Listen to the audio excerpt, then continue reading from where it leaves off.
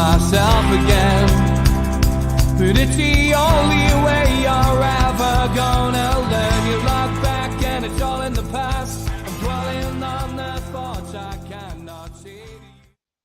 Good evening, welcome to NUFC Matters with me, Steve Wraith. It is the professionals and I'm joined by Stu Penman and Neil Mitchell to discuss Newcastle United's game yesterday against Crystal Palace. And I think this will probably take up the full hour because VAR, something needs to be done about it, Stu. It's becoming a farce. And I mean, even the games today, I'm not sure whether you managed to catch some of the games today, but Brighton, Leicester, Manchester United, Arsenal, VAR again hampering the game. And we seem to have come through the initial teething problems, but now we seem to have regressed and we seem to have gone back to the start again. And it's major decisions which, ultimately could affect teams, potentially being relegated, missing out on cups, cup runs, cup finals, whatever. And it's becoming a farce, Stu. It is. And the words or the phrase conspiracy theory has been bandied around, hasn't it? I would rather say it's an agenda. And I think it's widely accepted that the people, that it's not VAR that's to blame, it's the people who are operating it. And human errors, naturally, it happens in all walks of life, but VAR is there to eradicate this, and it's set to improve the game. Am I still on? No, you're still on, yeah. You've got fans up and down the land now screaming conspiracy, corruption, cartel collusion, and it's not just us. We interact with other fan bases on Twitter, and it's just Newcastle. You've got the money in that. It's not. It's a problem where it seems, and if it's not to help the big six, as the Sky call them, it's beginning to look like that way every single week that passes. I mean, we had to talk about Newcastle. So if we look at yesterday, if it's not a goal, it has to be a penalty and a sending off. That's the rules. Now, with all these camera angles, they only showed him one repeatedly because thankfully here we've got beIN Sports and they showed you exactly what he was saying. And they didn't give an alternative. It was just clearly one where it was open to interpretation of whether it was a foul or not. And because he was an inexperienced referee, Lee Mason's apparently more experienced. And it was like he was leaned on to change his decision. And that's the thing that's totally unacceptable. So we had that yesterday, which has cost us 2 points. And now I don't think we have any danger of being relegated. But in the grand scheme of things, that could be the difference between a European place or not. And it has huge financial ramifications. And it doesn't matter who owns us. It helps attract better players. It helps get bigger sponsorships, etc. So then if we move on to the Liverpool game, which I'm sure has been covered by just every outlet possible. But the Isak goal, now to say the reason they've given is, well, they had to use the shadows because they weren't sure. Now the shadows will be depending on where the floodlights are, isn't it? So if the floodlights are facing one way, the shadow could look a different way. But if they're not sure, it has to be a clear and obvious error. And the goal stood at that time. So to me, there's another 2 points there. So we're chipping it up at that stage. Could we have held on? Even worst case, we got a draw. So we had 2, that's 3. Then we've got other games where you had the Wilsons disallowed against Brighton. Absolutely nothing wrong with it. They had the Longstaff penalty incident against Wolves when he clearly had his shirt pulled. They've looked at it and thought there's nothing wrong with it.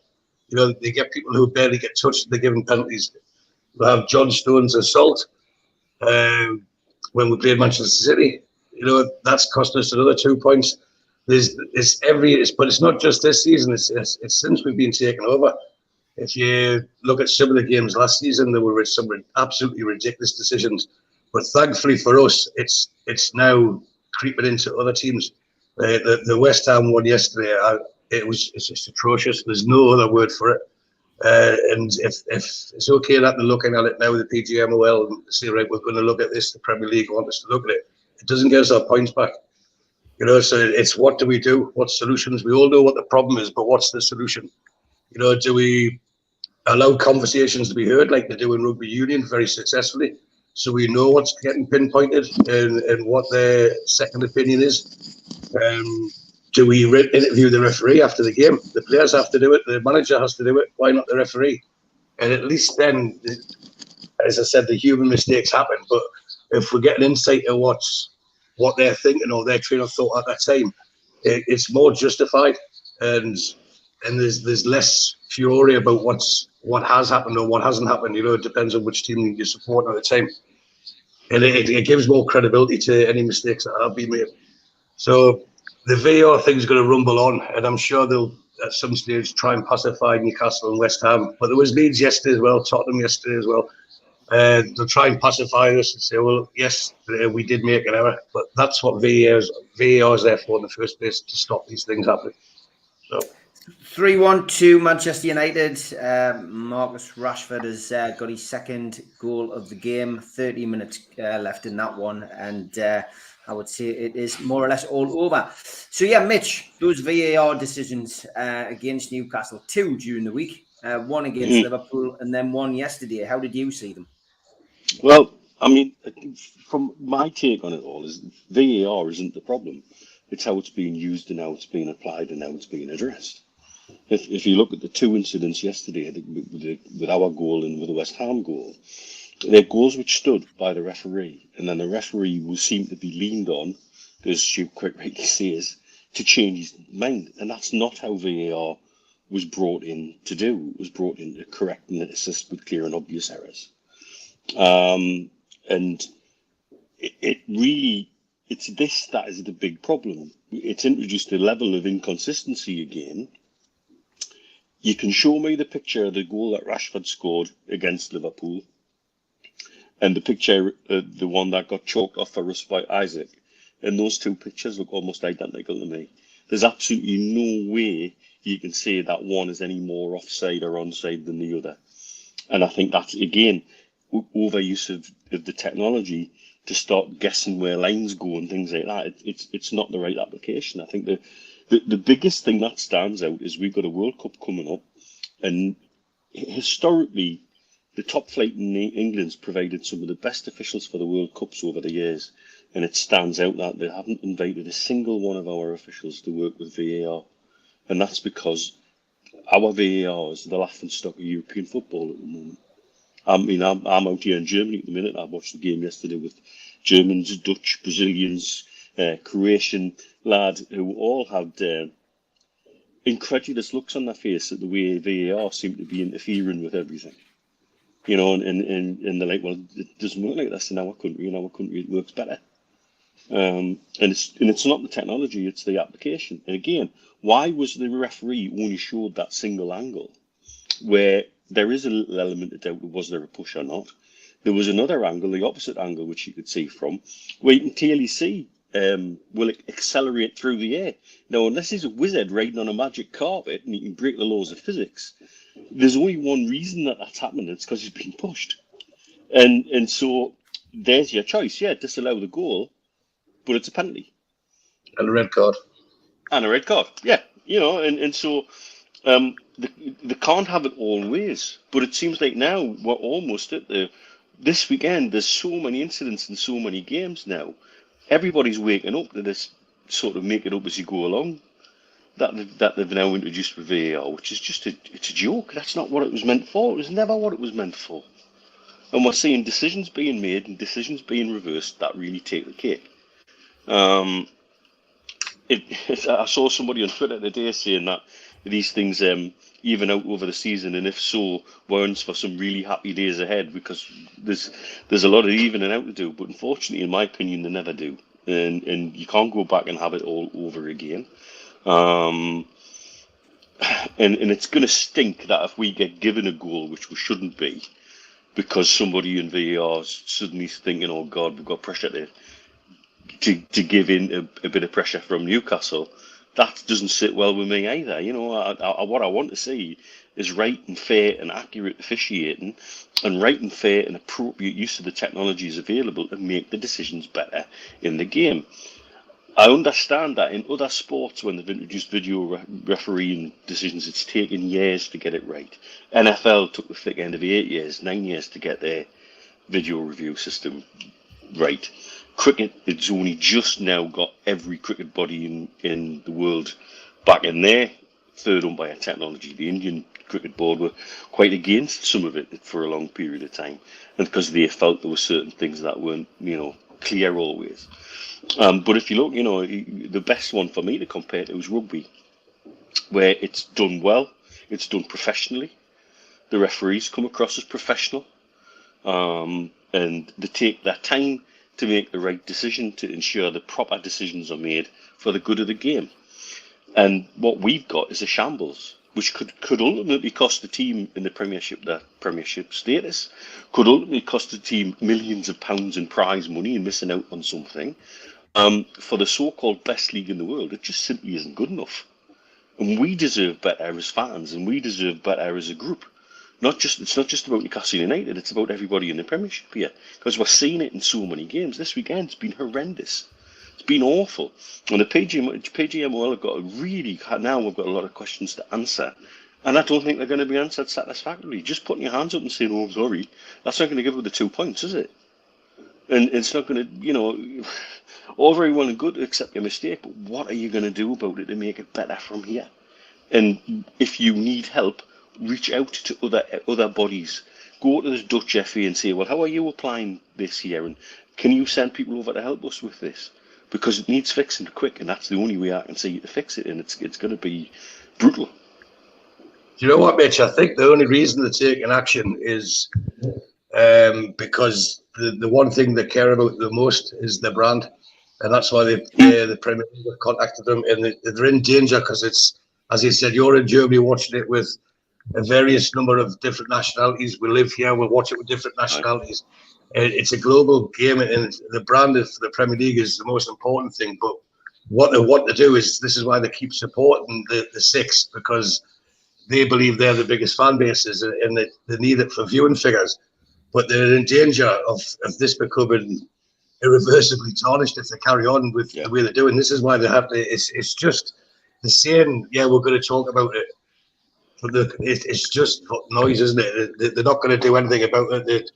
Should Lee Mason get it? Because if someone made a big error like that, the pitch, you said enough, they'll get a 3-match ban. Will that happen to the officials? You read occasionally where they get one game here, there, and everywhere. And I've also heard about Eddie Howe saying that he should have kicked off this, that, and the other. But the guy's got more class than that. And I'm sure he's fuming inside. But he wants to come across. Remember, he's representing us as well. And he wants to come across the right way. And I know players watch this show as well. So it's, a message to Eddie Howe is, just because you're not paranoid doesn't mean they're not going to get you. Sometimes you have to turn around and kick off and say, look, call it for what it is. He did say yesterday that it was a clear goal, but he could have been stronger in his opinion, because had that been Ferguson back in the day, had it been Klopp in this current day, Conte, etc., they would have went apocalyptic, and from there it influences the officials. You've seen it on Wednesday night at Liverpool. Klopp was running up the fourth official constantly in his year, and eventually, it's psychology, it pays off for them. Questions and comments coming in thick and fast. And Tom Dixon, he says, do you think it's time to scrap VAR altogether? Alan Dobson says, how can you possibly change VAR when individuals have different opinions? It's all about opinions. Tell me how you can change that. Mark Byers, he says, scrap it and go back to pre-VAR. I'd rather debate human error after a game than human incompetency. Lots of suggestions, Stu, but nobody really has the answer. No, well, as Mitch said there, look at how it is successfully applied in other countries. It's just this one, and I know in Holland and in Germany and Italy and Spain, they never have this problem with it. It's because it is meant to be only used for a clear and obvious error. Now, ultimately, was that a clear and obvious error yesterday? Was the goal given for Isaac at Liverpool a clear and obvious error? And it's not. So if Lee Mason thinks it is, he has to say, this is what's happened. Have a look at this, but show more than one angle. And if he's not doing that, then this, as I said at the start, this gets the conspiracy theories going. This is the corruption. This is the cartel collusion that people are hinting at. And now it's lip service. Yeah, we'll have a stern word with them. We'll review it. Nothing else is going to change, because unless they wipe the board cleanly and bring in new officials to do it properly, then they're embedded. That's the problem. They're embedded with this, as the worst. Some referees, they're embedded with the influence of let's stop some teams and let's help other teams progress. So that's what needs to be taken out.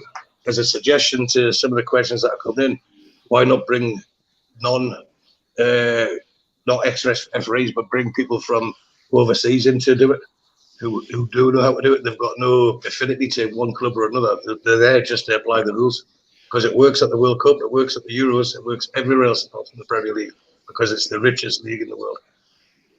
Does it not need to be more clarity in rules, Mitch? Because people saying that it's the people doing it. It's the if you had ex-professionals doing it rather than this, and I understand all that, but it just seems a very complicated way of doing it. I mean, they were talking yesterday in depth about drawing the lines again, and I mean, it's ludicrous, really. They seem to be making it more difficult. It should be really simple. It's either offside and offside. Just clarify what the rules are. We're now talking about the shadows. I've never known anything like this. I mean, for me, with an offside decision, if it's that close and it couldn't be seen by the linesman, if the linesman was absolutely parallel with it and knew exactly when the ball was played, if it's not blatantly obvious, if you're talking about, the width of a half of a boot or a part of your shirt sleeve because you're leaning too far forward, that's ridiculous. That, to me, is not offside, whether we concede a goal or score a goal like that. It should be there for when the linesman's made a definite mistake. Oh, look, there's daylight between those two players. Bang.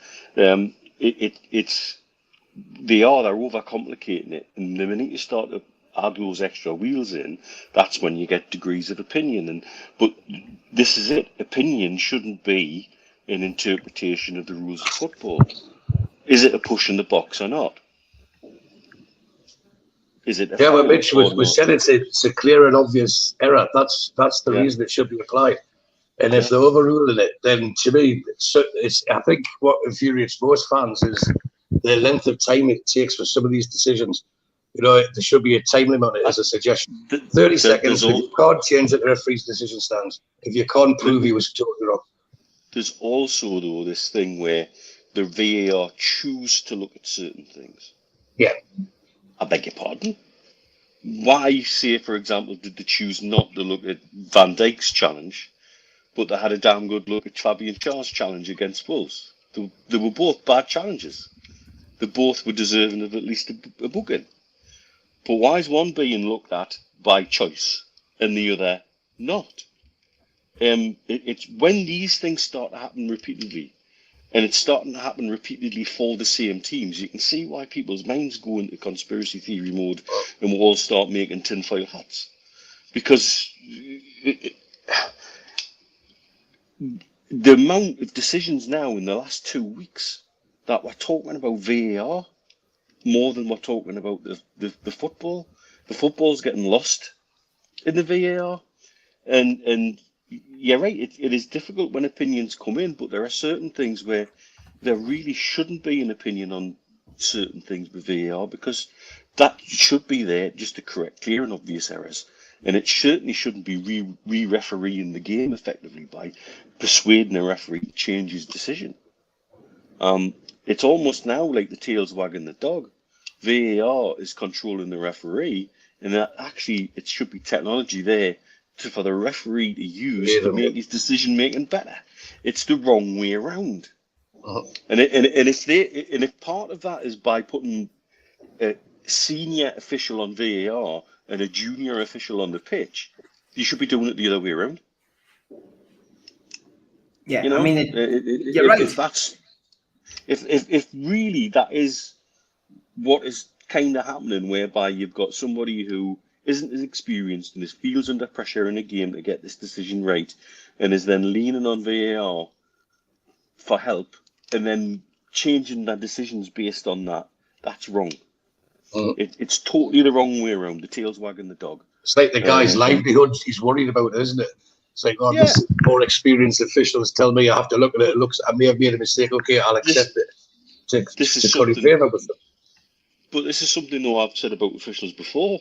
When they get into trouble, what do? Oh, they usually drop them down to the Championship, and so some some poor sod in Sunderland's going to get this shit referee this next week instead of us, you know, and that's ridiculous. It's absolutely ridiculous.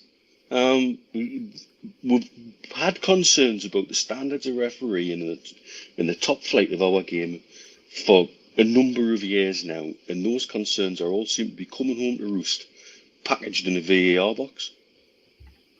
I think, Stu, for me as well, it just spoils the fluidity of the game. I mean, you know, it takes away that instant of celebration when a great goal scored. We saw McAllister saw a goal today for Brighton. I mean, it was an absolute perler, you know, top of the the top of the goal, and you know, from distance, you know, and then we had to wait. You know, it was 5 minutes for the check before they disallowed the goal. I mean, the kid subsequently went on to be man of the match and score an absolute perler of a free kick. But, you know, it spoils the atmosphere as well. That's the other thing for supporters. And I mean, ultimately, the game is an entertainment form. It's there for the supporters to enjoy. And you can't enjoy it anymore. The players can't enjoy it because they don't get that instant celebration just in case it gets stopped. It's spoiling the game. No, but it is nice when you celebrate and then the VAR reviews it. It's still a celebration. You know, you get the door celebration, that part. But you're right, Stevie, because when it takes like 5 minutes, something like that, that's them just looking for a reason. And it's okay they can answer and say, well, we want to make sure the decision's correct. If you've got to look at it that long, then you have to back your referee. You know, it should be a 30-second thing while the game's still in play, and then halt the game. You have made a clear observer, please check this. But Michael Oliver yesterday, probably the best referee in the land, he went against VAR with a penalty of Forest, didn't he? He was told to go and look at it. In other words, go and change your mind. But he's experienced enough and strong enough to keep he's formed his opinion and to keep it. He's looked at it and said, no, I've made the right decision. Penalty stands. But there's other new younger referees now, less experienced in the Premier League, that haven't got the cojones to do that. And Michael Oliver knows they're not going to get rid of him. They're not going to suspend him or anything like that, because he is by far the best referee in the country. And unfortunately for us, because he supports Newcastle, we'll never get managed into a referee in one of our games. I guess, Mitch, Eddie Bates asks a good question. They tried to tell Michael Oliver to change his mind about a penalty he awarded in the Forest game. He said no. Why couldn't the other two that? I mean, does it just need stronger characters refereeing when he's on the pitch? That's personality. There's a referee who's experienced enough and strong enough in his personality to back himself and say, no, I've got that right. And if you've got a referee who doesn't have that conviction in their own decision making, there shouldn't be a Premier League referee. It's as simple as that. If you need your hand held through a Premier League game and you don't have the courage of your convictions to either make a mistake on your own back or to back yourself to get a decision right, you're probably doing the wrong job, sunshine. Go and find something else. Go and find. Yeah. No, it's when you have it and you're getting told you have.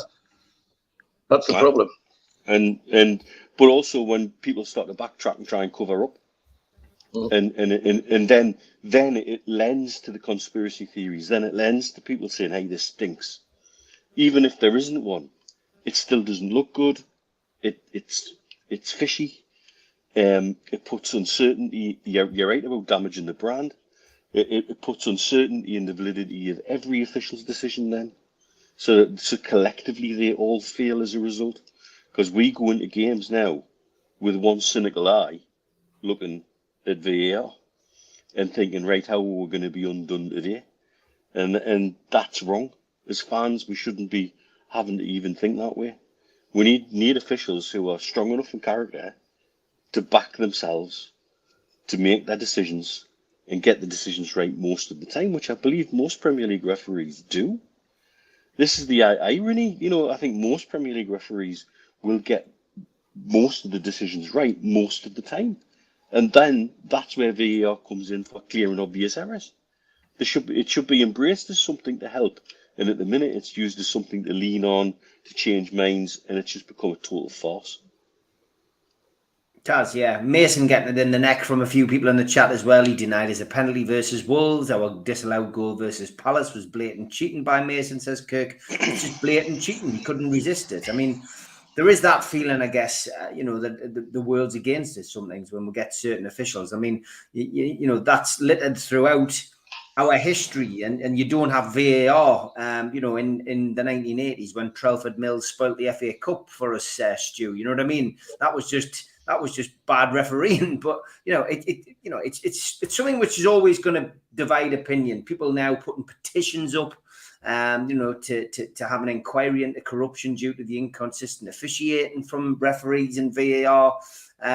Maybe it just needs, some kind of major overhaul, and they're going to have to do it now rather than wait till the end of the season. And it's when you listen to managers, I found it really, really interesting yesterday to hear a couple of managers come out and just say, Jesse March in particular, I mean, he got sent off. He was clearly very emotional, but he came out and said that the rules and regulations which he had been given at the League Managers Association meetings aren't what being put into the game now, and he's very angry, and rightly so. Yeah, this is what I'm saying. They've got rules, and if they're not adhering to them consistently, then that's what causes the problems. And the only consistent thing is the inconsistency.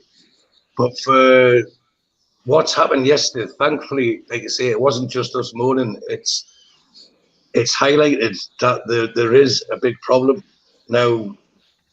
This season, they've got a break with the World Cup coming up. There should be massive training. They should be looking at other leagues, as we've already mentioned. They should be putting time limits on it and giving the referee the choice, to say, no, I believe what I said was right.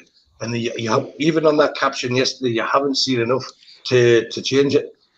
And if he's made a mistake, he's made a mistake. But to my last day, I will believe he was bullied into changing his mind there by the more experienced referee, and this is what causes the problem. The guys, as I said before, when Mitch was talking and I rudely interrupted, it's the guy's livelihood. He's on a bigger salary now for being in the Premier League, and if he starts rocking the boat at that young, in the infancy of his Premier League refereeing career, he could lose it, and that's something that needs to be taken away. The mistakes will happen. Like every single person in the world will make mistakes, but the whole thing with VARs, in fear of repeating myself, it's there to improve the game and to eradicate the mistakes. It's creating more, and it needs to stop as quickly as possible. Most referees' demeanours in football are poor, either chatty and laughing with players or arrogant and edgy. In rugby, they act with pure professionalism in comparison. Paul says the younger referees on the pitch think the senior ones on VAR are right. The problem this weekend is that the refs on the pitch were right, so VAR shouldn't have got involved. And Geordie Toombalai says teams from the Big Six benefit. Liverpool midweek, Man City against Villa, Chelsea against West Ham. Is it just a coincidence? I hope it's not. And Barry Hogan says, do you believe that the so-called Big Six could have an impact through the Premier League on refereeing? I can't believe they can, but it's starting to look really suspicious, not just against Newcastle, Mitch. It's it's definitely causing a big debate, isn't it, this? Of course it is, and this is the problem. There's so many incidents, and they seem to be falling for certain teams more often than not, and that's where these kind of discussions come from. And it says a lot that there's it's not just fans of Newcastle United that are saying this now, it's fans of other teams too. West Ham up in arms about it and saying exactly the kind of same things that we are. I would love to hear the conversation between the referees, have it mic'd up like it is in rugby. I think that would add an element of ownership to the decision-making process for both the referee and the VAR referee. We really don't know what's been said between them. And if it was mic'd up and it was made public, maybe that might change the kind of conversations they have, who knows. But either way, that would also be more transparent. And we may understand the decision-making process more, whether we agree with it or not. Again, something from rugby that is clear is you can hear the thought process and the conversation between the video official and the official on the pitch, all the way through. so that they're explaining clearly why a decision is being made one way or the other, and they're at least then taking ownership of the entire process of the decision making.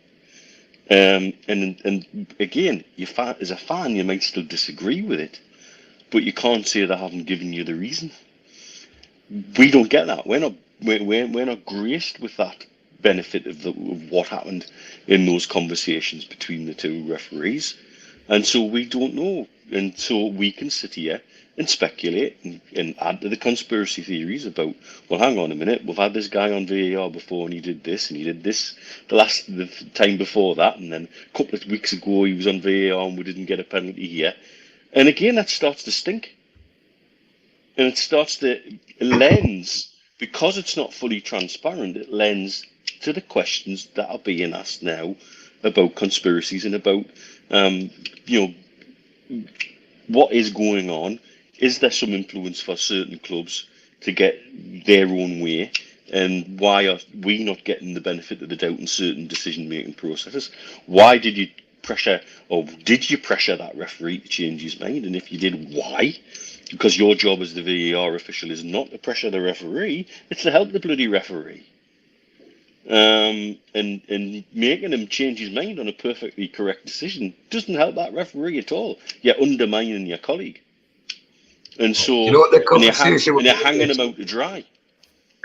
So the conversation would be like, you come home and you say to your last night, I'm going out with the lads this Friday, and you're full of it, you're confident, you're doing it, and just like the referee's made the right decision, it's a good thing to do. Yeah, you go out, you enjoy yourself.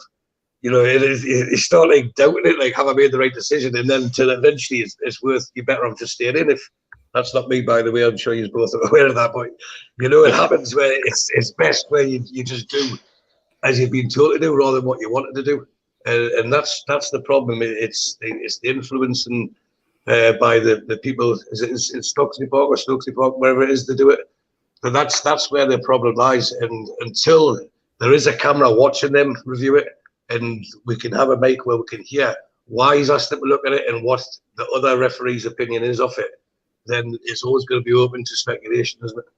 You see a Stokesay Park or Stokesay Park, I think it was the pub that they were doing it from over the weekend. I think they were in Germany with Mitch. Big shout out to all of our sponsors, Skips and Bins. As always, telephone 0800 25 45 25 3. Email inquiries at skipsandbins.com. Website www.skipsandbins.com. Easy, contract free and pay as you go waste collection. Thanks to Darren Baldwin Funerals. Find them at 304 Old Durham Road, Gateshead. Telephone 0191 478 2730 or website darrenbaldwinfunerals.co.uk. Thanks to Garden of Healing Dispensary, CBD hemp and cannabinoid specialists, www.thegohd.com. And thanks to Mr. Vicky's Sauces, handmade in Cumbria. You can find them at mrvickies.co.uk or by telephone on 01768 210 102. Thanks to Away Day Clothing and to Media Arts. Thanks to qtechshop.co.uk, the makers of pool tables and snooker tables in Wolves and Newcastle, and the guys who run our website, NUFCmatters.com. If you want to subscribe, hit the NUFC Matters logo in the bottom right-hand corner. Hit the thumb up to like the video. Click share to share to your social media. Don't forget, we're also available as a podcast on iTunes, Spotify, and the rest. And if you want to become a member, click join or use the QR code on your smartphone, and it will take you straight to the membership part of the website. You can get a cup, a pen, a membership card, and entry into the monthly draw, and all of that for £25 one-off free. Don't forget as well, we do send out free car stickers to anyone who subscribes to the channel. Simply email john@nufcmatters.com and he will post you one out. We also support the food bank on this channel. NUFC fans, foodbank.co.uk is where you can find the match day bucket. Pop on there, make a virtual donation and make a difference today. Okay, we are talking VAR tonight, and as I said, we would end up with a lot of people there coming on. There has been a bit of notice about the tinsel in the background in there. I think it's time for the big reveal. Oh, the tree. Let's see. Ta-da! It's Christmas. Yeah, it happens. Do you want to give an explanation, Stu? Just for those Mitch explained it on Twitter very well. But in the Philippines, they celebrate Christmas as soon as the bare months start, which is September, October, November, December. and it's a big countdown to Christmas. So it'll probably get taken down mid-January. So was it 4 months? I've got 4 months of the year. I've got a Christmas tree up in the house, but it's nice. It's festive. It's cheery. Not a problem. It is fantastic. A little reminder of cold weather at home as well, I guess, where you're struggling sometimes without aircon. Dear me, hell. Okay, listen, this is your show, guys. Take us where you want to. We've had a half an hour discussion on VAR. I think we've exhausted it. If you want to talk about football for the last half hour, let's do it. Barry says, guys, can I ask? I know we have to wait for improvements to the full squad, but do you agree without Bruno, our midfield isn't up to scratch? No creativity when him and ASM are missing. I think that was the talk in the pub last night, Stu, where we were putting the world to rights. You know, it was a tight game. Chipper's talking about Isaac getting a bit of stick on social media. What do you expect on social media? But you know, it was few and far chances in the game yesterday, and you know, we are lacking creativity because of the injuries. No Wilson, no Bruno, no ASM. Probably the most creative when he came on was Elliot Anderson. Some of the players we know aren't up to scratch and will be surplus to requirements over the next couple of years as we get through the next couple of transfer windows. But it is a bit of a concern, isn't it? Yes and no, because I think if you take, I think if Bruno, let's put in a positive spin. If Bruno started yesterday and played yesterday, we won that game. So yes, he's going to be a big miss, but that's because he's a fantastic footballing player. You know, if you take the best player out of any other team, they're not as strong. It's common sense that. Then you've got the creativity that ASM has and the consistency he's shown the last few games as well. So would that give us a goal? Would that mean we won the game? No, but Bruno would have made a difference. But you're not going to have a squad of Brunos after 2 transfer windows. This squad has improved immeasurably from where we were 12 months ago. You know, we were sleepwalking to relegation. We had Bruce blaming the fans, blaming the players. Now we've got a tactically astute manager who is leading by example with the way he conducts himself. He has players fighting for each other, not with each other. He has them running through brick walls. And yes, this performance, although it wasn't the most swashbuckling we've seen, you cannot doubt, you can't doubt the effort. And this is what we've said for as long as we've spoken Newcastle. We want to see them tries, and they tried so much yesterday.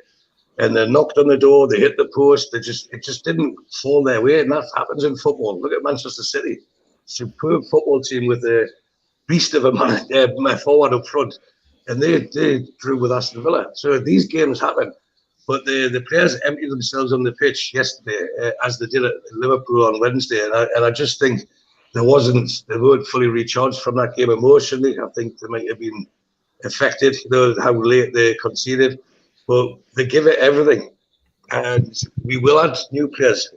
Every single window will add new players, but everyone who we get will improve the squad and will improve the first 11. And if you look at Isaac, what we've seen of him in 2 games, we've got potentially a fantastic centre forward there, and I mean world class centre forward.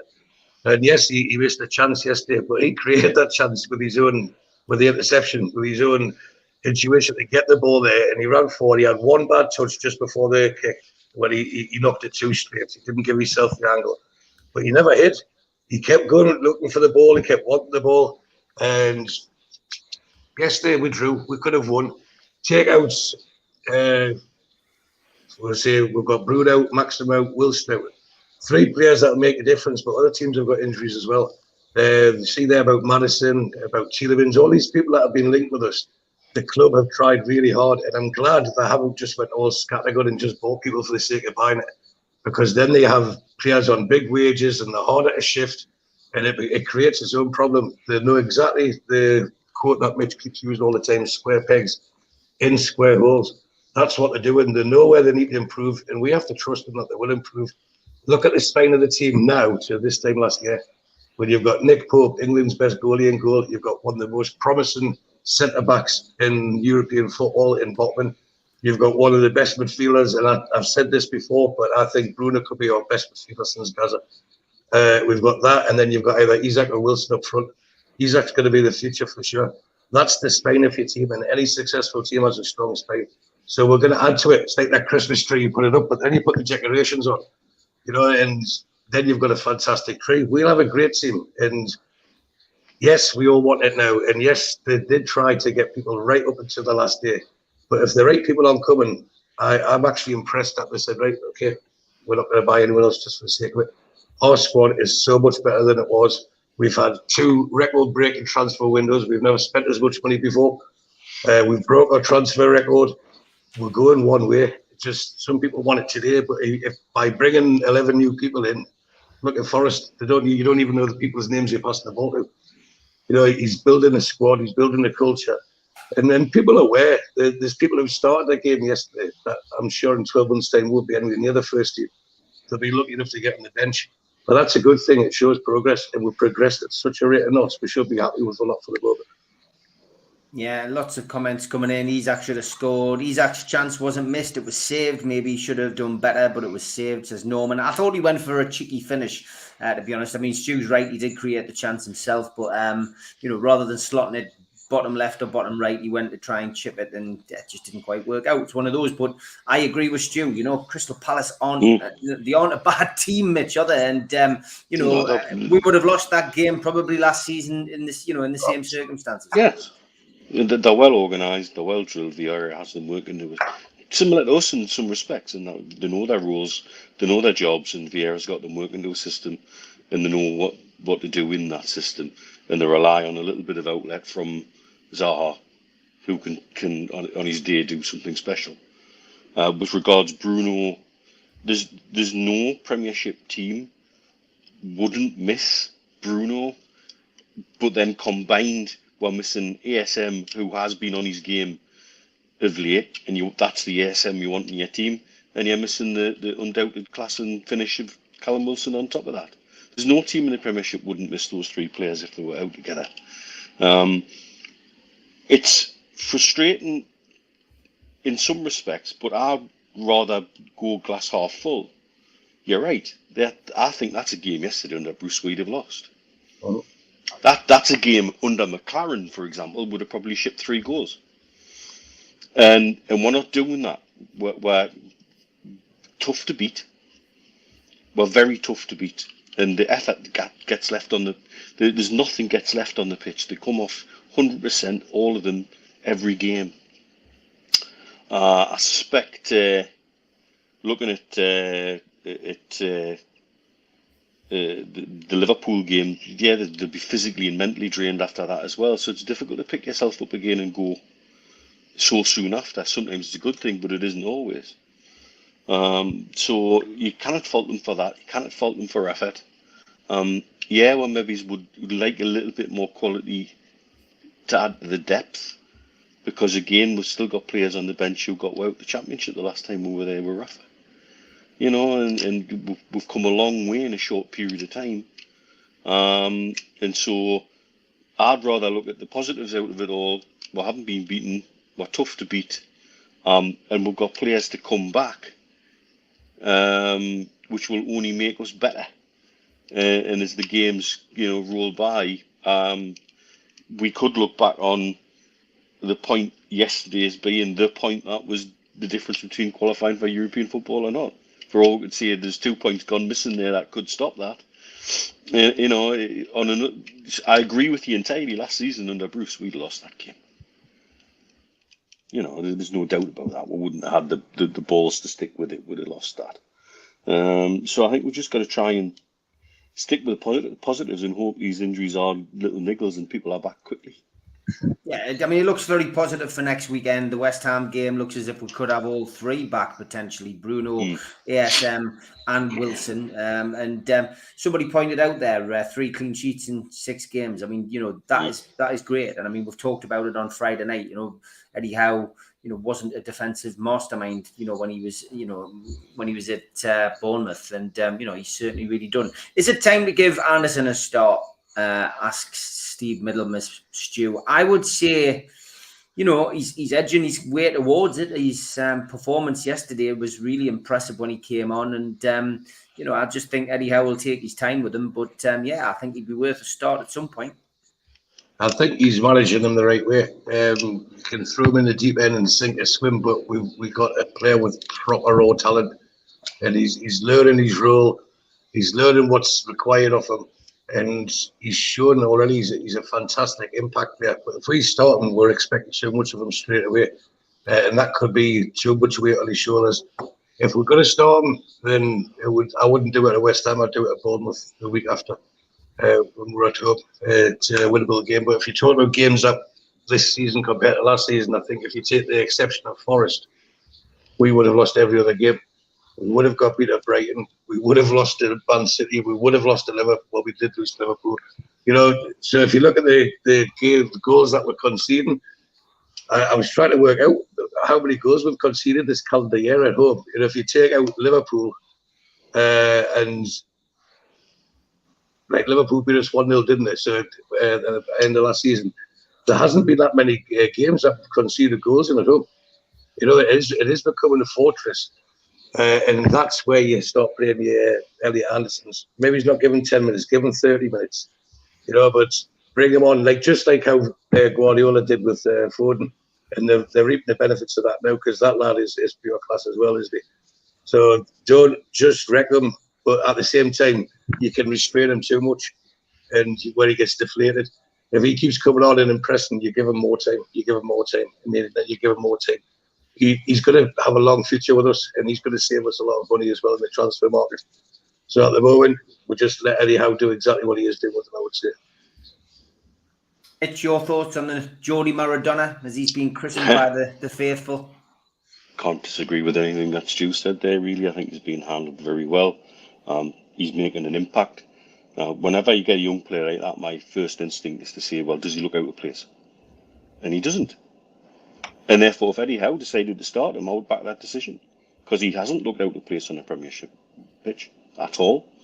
In fact, he's looked quite creative a few times and bright.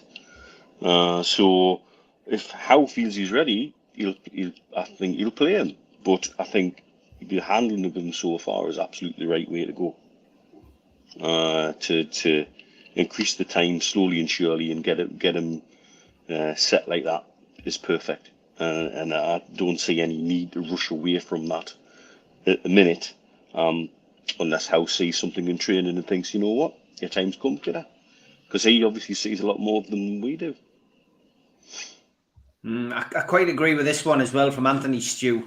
It is a bit frustrating when you see the height of our team and corners just seem to get floated in and we never seem to get anything from them. I mean, God, we've got Sven Botman, Dan Byrne, to name two. I mean, Isaac's in there now, 6'4". We've got some big lumps, haven't we? We need to be dominating these corner situations.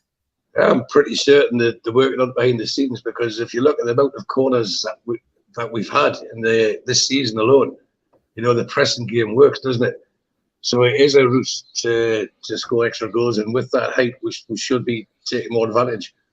But it'll happen, and I'm sure we've got the right coach and staff. They'll work out the right plans. We've got players who can deliver the ball, Trippier especially. You know, yeah, we'll score goals from corners. I wouldn't put so much concern about that. If there wasn't too far back where we went more than 2 years without scoring from a corner. We'll score plenty from corners with the team we've got, and like I say, the preparation is meticulous behind the scenes. So I'm quite certain that they'll be working out set play routines and stuff like that, and they should be as well, because like I say, in the past we haven't been creating enough forward momentum to get corners, have we? You know, so we've been getting like 4 or 5 in a game. Now it's double figures nearly every game. So it is a route for us to score, and I'm pretty certain we will. And back to VAR, Mitch. Diane Byrne says, lads, do you not think that referees and VAR should be accountable like players, managers, staff and coaches? Love to hear what you think. In what way do you make them accountable, though? Well, maybe relegation from the Premiership, I think, would be one of those things that you could take into consideration. All of those things technically could be done. There's a remit for that. Fining's an interesting one. I don't know enough about employment law and contract law about how you would work that one around. would the professional referees body stand for that? Probably not, because it's all about self-interest in football these days, really, isn't it? It's a tricky one. Yes, accountability is great, but in what ways? It's finding ways to make it practically accountable, and that's difficult. Yeah, because you're in the social world, the spotlight, aren't you? And what you don't want is to be hounded, because you need managers, referees to come through. Which young kid's going to say, right, I'm not going to make the grade, so I'll become a referee, knowing that your name's going to be plastered all over the papers for the bad things, because you don't see referees getting praised when they do well. The best referees are the ones that you don't even notice. But because it cost us the points yesterday, yes, they should be held accountable, and for the reasons or the suggestions that we gave earlier, ask them to do an interview, have the VAR conversation on a mic so we can all hear it. There's many things, little tweaks they can do to improve this, but they can't just give us lip service now. They've got to show that they are listening and they do want to give the game back to the fans, because without the fans, it's nothing. As we said many times before as well. Yeah, no, it's true. From my perspective, it's just VAR, like we said at the start of the programme, it just needs to be sorted out, and hopefully, the embarrassing situation that we've seen over this weekend will give them a little bit of cause for thought. Shearer was disappointed that Eddie didn't kick off about VAR, says Diamond Tints, and I did see Shearer's appraisal, but I thought it was fairly spot on. Clippert says there is no clear and obvious consideration as an offside decision is objective and not subjective. And I guess it comes down to the time as well. We're getting back to that Liverpool game again, Mitch, where there was Newcastle being accused of time wasting. We discussed it on Friday night, of course, but yeah, I mean it's at the discretion of the referee as well, Mitch, isn't it? When they say there is 6 minutes extra time at the end of the game, additional time, it's at the discretion of the referee. It's a minimum of, and that phrase is always used. But equally, like we've discussed, the referees already have enough things in their power to control what they perceive to be blatant time wasting. And if he felt that there was blatant time wasting going on, why were none of our players booked for time wasting? Because that's the first thing you should be doing if you perceive a team's wasting time. Is, right, yellow card for you. Bang. Point your watch. Make clear to everybody what you've yellow carded them for. If somebody else does it again, bang, another yellow card. And you make it clear you're adding on time. What he seemed to do was he added 5 minutes for the 45 and then another 3 minutes in the 5, where you can't even add that up. Even if you look at the treatment that Pope got given, I think the game was stopped for about 1:20 in total during that injury time period. So again, the lack of an ability to interact with a referee and hear what their thinking was on that is poor. And also from the referee's point of view, that's poor refereeing, because you've got one big power in your arsenal: book players for time wasting if you think the team is time wasting, and make it clear what you're doing. And that stops it. Simple as that. And so the referees let were down twice, because you can't just, it was obvious he was going to let that player go on while Liverpool were in an attacking situation. It was no way was he going to blow that full-time whistle. You could see it in the body language. And we see it in many games, and that's not me whinging because it was us, because it's Liverpool. You see it time and time again where the referee will keep going. None of them have got the balls to do what's his name, Thomas, did in the World Cup, where he blew the final whistle while the corner was taken. Because that's actually playing to the time allocated. And that's right, and that caused the hoo-ha as well. But, again, we've had this debate about should we be taking timekeeping out of the referee's hands, and if so, how do we do it, and what format does it take? Because all the arguments they've been trying to put about us wasting time and things like that, and Henderson, I think, gave the armband via Manchester. while he was walking around the pitch. And subs really worth it. Aye. And so I think it's opened a lot of debate again about certain things about officiating in the game. But the bottom line is there is no clarity there on the referee's thinking, and no, the referee can do it and get away with it because he's not obligated to discuss that after the game. And even if we had a clear discussion from the referee post game saying, well, this is why I did this. Again, you might not agree with it, but you might understand it better. But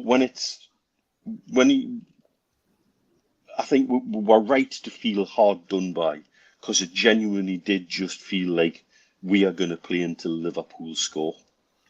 And that's totally wrong. But if you play devil advocate with that, Mitch, then imagine we were Liverpool and that was happening to us and players were going down with cramp and stuff like that. So I've got no problem with them adding the extra time on. Plus, also, we've talked about already just now about the height that we've got. We should have defended that corner better. Yes, we should have. And it should have just been walloped away as soon as it got it, put your foot through it, and the ref would have no option but to clear it, to blow his whistle once it was cleared. So, but the common thing is, as you rightly said, there was 5 minutes awarded for 45 minutes. How could you have 3 + 4 minutes, whatever, out of 5?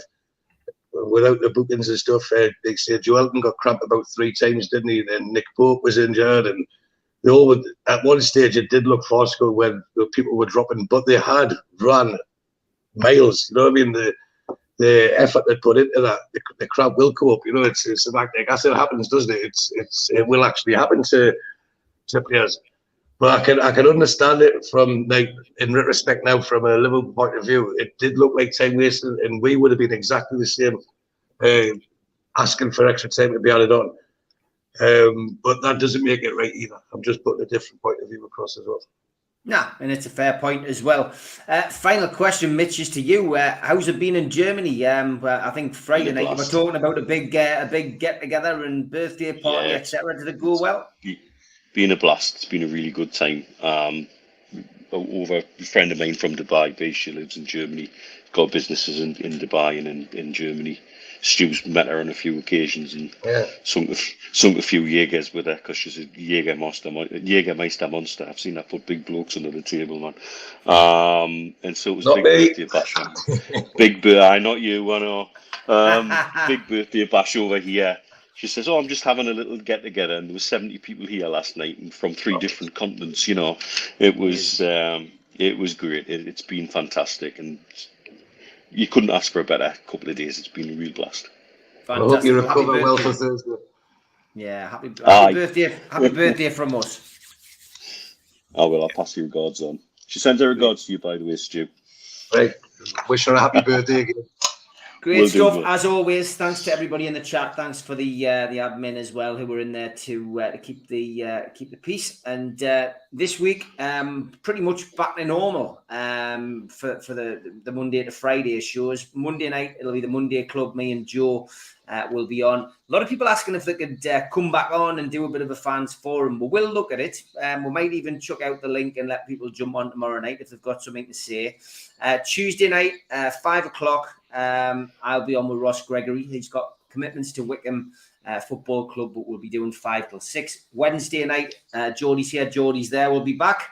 I think we've got a full squad for that one. Thursday night, Supermac and Gibbo. Friday night, the 3 Amigos. And then next Saturday and Sunday, 2 pre-records. Saturday, I'm down in London. So I've found an old interview that was done with Jim Smith back in the 1990s. The late, great Jim Smith, the Bald Eagle. It's well worth listening to, so I'm going to put that up on Saturday. And then Sunday, you've got 1963-64 with George Mitchell, which I've just recorded today. Those were the days on Sunday. So 2 good shows next weekend, but no lives next weekend. Rachel, got your message. I'll have a check on that when I finish the show. But for now, thanks to Stu, thanks to Mitch. Enjoy the rest of your weekend. Take care. See you soon. Cheers, everyone.